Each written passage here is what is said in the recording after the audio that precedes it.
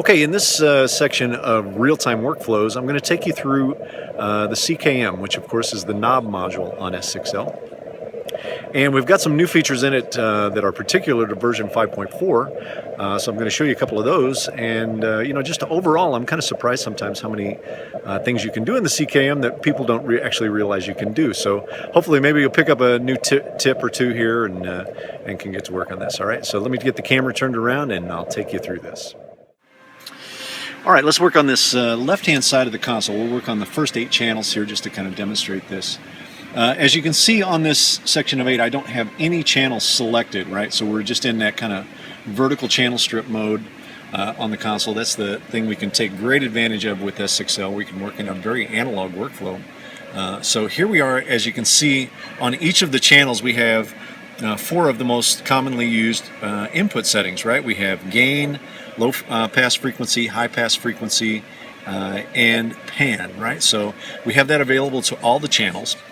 And you'll also notice that we got a little arrow that is highlighted to the right of the kind of menu button in each one of these sections, right? So that's a scroller. So if we scroll any one of these, it doesn't matter which one you press. If we scroll, now we move on to the equalizer. We now have the 4 bands of equalization that are available on a per channel basis, right? And we've actually added the ability, if you use the switch, the select switch right above the in-out switch for the given filter, you can actually change this over to frequency as opposed to gain for that given filter. So as you can kind of see here, I'm changing between frequency,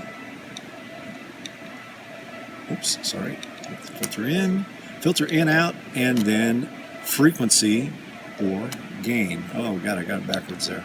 Let me try it again. Gain or frequency. Okay, so that's pretty cool. You can get down to a lot of parameters without ever having to select a channel. You know, you can just work console wide here. Same sort of thing applies if we go one more step. Now we get the gate at our disposal. We get the 4 main components of the gate, which is threshold, attack, release, and range, right? Which those are probably the most frequently addressed parameters. Go one more time. We get the compressor. We get threshold, ratio, knee, and gain. Again, the 4 most commonly used controls.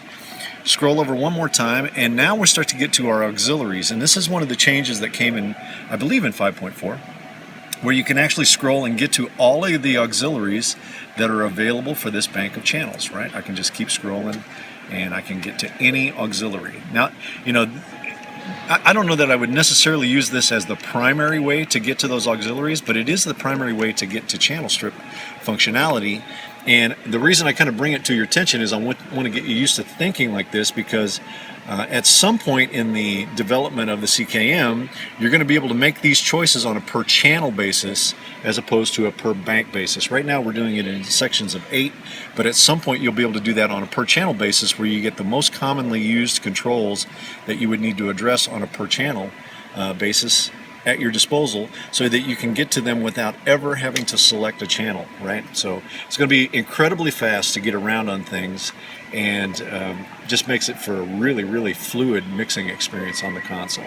All right, so that's probably a good length of one for today. If you haven't tried this out or played with it a little bit, I encourage you to do so. We'll dig in more on the CKM and show you some more things that you can do with it with the selected channel in terms of navigating it on one of the future segments here. All right, we'll see you guys later. Catch you on the road. Bye-bye.